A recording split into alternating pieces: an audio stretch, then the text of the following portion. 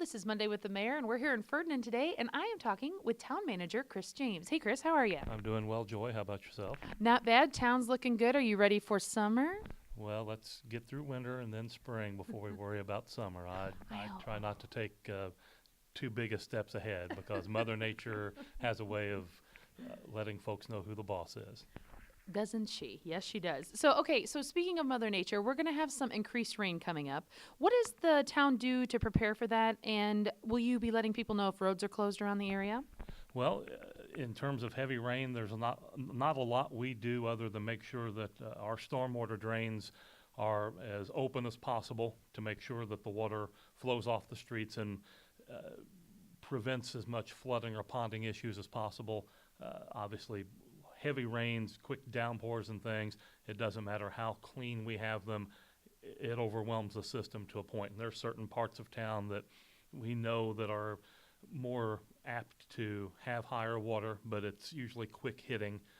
It kind of overwhelms the culvert to a point, and then once the rain event is through, it goes right back down fairly quickly. So folks tend to know where those areas are, and just use your best judgment if it's one of those downpours as you're traveling through. But we don't really have a lot of in-town flooded road issues. The county, I know, does, especially, and you go outside of town on some of the back roads, you run into that. But here in town, we're fairly fortunate in terms of the ground level, or lack of, in a sense, that we don't have to worry about a lot of low spots that flood over all the time. Right, you're all on a hill. That works out. Yeah. Well, I live on a hill too. Okay, so you've got a meeting coming up, and I know we said summer's not here when you get through spring, but summer festivals are happening, and you have to go over all the rules and regulations. Tell us a little bit about that. Well, this is an event. It's happened every year since I've been town manager, and I think it was even predates me a little bit. Carl Deal, who's an individual with the Department of Homeland Security, the Indiana version, he comes into town. It'll be tomorrow night in the back room of the Ferdinand Legion. Usually we set aside 2-hour block, 7 to 9 p.m., and basically any entity, be it a community, a church, just a private organization, if you have an event that entails in some form or fashion a beer garden, a musical stage, probably even bingo to a certain extent, pretty much anything that goes into these events, we ask people to attend to make sure that they are up to date on the particular rules. Most years there aren't a lot of changes. It's pretty much the same thing with a tweak here or a tweak there, but especially for communities that maybe are having centennials that they don't have an annual event, like in Ferdinand we have the Heimat Fest every year, or Strassenfest in Jasper, Huntingburg Arabs Fest. But if you're a community that you don't have an every year event, but you're coming up on a centennial celebration of some kind, we would encourage you to have some of those folks on hand just to make sure you've got your I's dotted, T's crossed, you've got the right kind of fire extinguisher if you've got food booths set up, or if you have a stage, that you've got the proper amount of a safety zone, that you've got everything is according to the rules. The stages especially were heavily impacted by the incident up at the Coliseum in Indianapolis a few years ago when everything blew over literally into the crowd. They really tightened up on that right after that. You don't really like to have that type of event trigger something, but it was for the best. And Carl, in our case here in Du Bois County and the counties he serves, his calendar really in the summer months and even into fall, he's very busy, going from location to location to location, making sure everything is the way it needs to be. And if he sees something that maybe isn't violating the rule, but it's maybe a safety hazard of some extent, he'll let you know. Where you have your tents staked in, make sure you have the stakes in a little bit more, or mark them brighter so folks see them and it's not a tripping hazard, things of that nature. But he'll go over all of the rules, and he answers as best as he can. There's some of these rules they kind of tweak at the state level, and it filters down to the Carls and his colleagues, and so some things they're still catching up on a little bit. They don't have, I don't think they sent out a written manual update per se. They just kind of say, okay, here's some changes, and figure it out.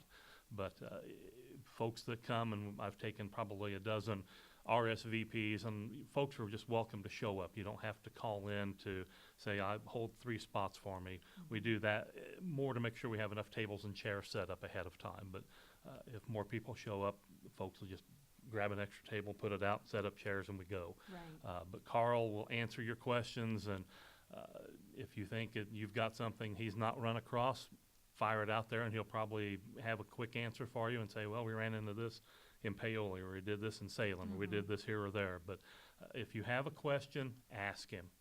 No matter how silly it might seem or how simple or minute, ask just to make sure, because that may trigger a conversation in the group. Well, if they do that, what about this? And it can spawn a real good conversation. So we really encourage individuals to show up. I know we have representatives usually every year from Jasper and Huntingburg and Ireland and all of the communities around, not just Du Bois County, but within a multi-county area. They show up to make sure they've got everything in order for their event, whether it's in the middle of the summer, something this spring, or not even until the fall or winter time. But it's a chance for them to make sure they've got everything in place so there aren't any surprises the day of where all of a sudden they're scrambling to make a fix so the event can go on, or so that booth can actually do what it's set up to do. Because if it's too much in violation, he has the authority the day of the event to say, I'm sorry, Mr. Food Booth, but you can't operate. Right. And so we, not just in Ferdinand with the Folk Fest or Heimat Fest, but any event, you don't want that, because that sticks in the vendor's mind. Even if it's a simple, innocent mistake, that sticks with them and say, well, I got treated this way in town X. And you don't want to have the negative word go around. And so we try to be as proactive as possible to help folks out to make sure their event runs as smoothly as possible without incident. Okay, and so give us the rundown one more time. What time is the meeting, and where will it be tomorrow? Again, it's in the back room of the Ferdinand American Legion, right on the 5th and Main Street. It starts at 7 p.m. Eastern Time, so we have folks across the timeline border, so they have to make sure they check their times to make sure they're okay. But it'll run between 7 and 9 p.m. They may wrap up early. It may run a little bit long, but we'll start at 7 o'clock, and Carl will kind of get introduced. I got to give credit to the Ferdinand Heimat Fest. They're kind of the sponsoring agency for this event. But Carl, he'll be introduced, and he'll kind of say his initial spiel. Well, this rule, that rule, and the other have been tweaked, changed, thrown out, redone, and then kind of open it up to the floor and say, who's got something for me? And the conversation begins. Okay, so speaking of festivals, and they're coming up, what is one of the most challenging things that you may face, especially with the Folk Fest, because I've heard that it can be up to 10,000 people sometimes in town? Well, on a good day, between 8 and 10,000 will come through Ferdinand for the event.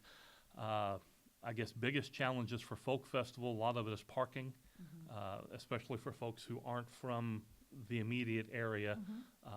They'll show up. The community center have to give them a tip of the hat. They clear their calendar for that weekend so that the entire community center parking lot is available for our Folk Fest visitors. But folks will park all up into the back of the park area and the cul-de-sac area. They park over by the Y and the library and walk down, and they probably park in other places and carpool in. But parking's a big challenge in the event of the Folk Fest. Our biggest issue, or the thing that we worry most about, is the weather, because we're a one-day event. There's no rescheduled date. We go rain or shine, and knock on wood, every year we've been able to pull it off. We've had a couple of soggy Saturdays, or at least portions thereof, but nothing that has stopped the fest or shortened it in any way.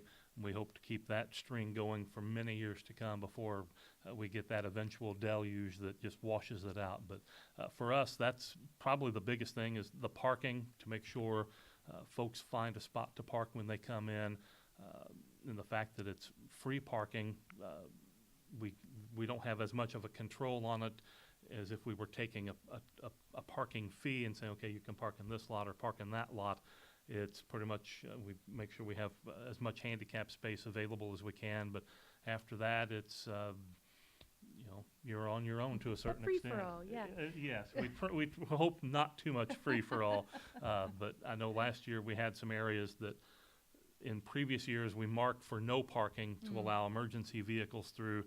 Those didn't get marked as well as they should have, and had there been an issue, we would have had some problems getting vehicles through. So those are some of the things that during our debrief last year, we realized, okay, we need to make sure we cone these areas off just to allow a flow of traffic for emergency vehicles to get in or out. But parking's probably the biggest thing for us, at least with the Folk Festival.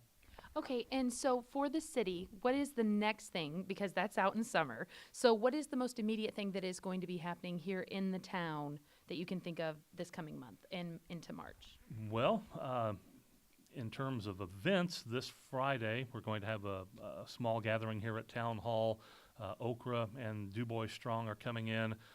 The mobile property has been officially Indiana Site certified. The old term was shovel ready. I guess that's passé now, so they've changed that up. But this has been a process Ed Cole and his people have worked for over a year on, between himself and the Rue family, to get that certified. It goes into a special database, and so those industries seeking locations to whether construct brand new or to put in a new facility or relocate, or however, they can access that database and find areas that fit their needs. It's this close to water and this close to a major highway, and you've got this, that, and the other put together. That property will now be on that site, which should make it more viable for future development. Have you heard of anyone being interested just quite yet? Nothing yet. I think there have been some feelers in the past for that property. It's 73 or 74 acres of ground. I don't know of any specific interest. Now, there may be some people kind of lurking along in the scenes, just kind of scoping things out, deciding, is this an area that fits for us or not? I know Ed, through DuBois Strong, he's had a couple of feelers to a point, just sort of a more general inquiry in terms of, we may have an industry looking to locate. Do you have a place where they could go? And they submit that. And it's usually sort of a blind date thing, and they kind of call out the ones, no, this won't work, this won't work.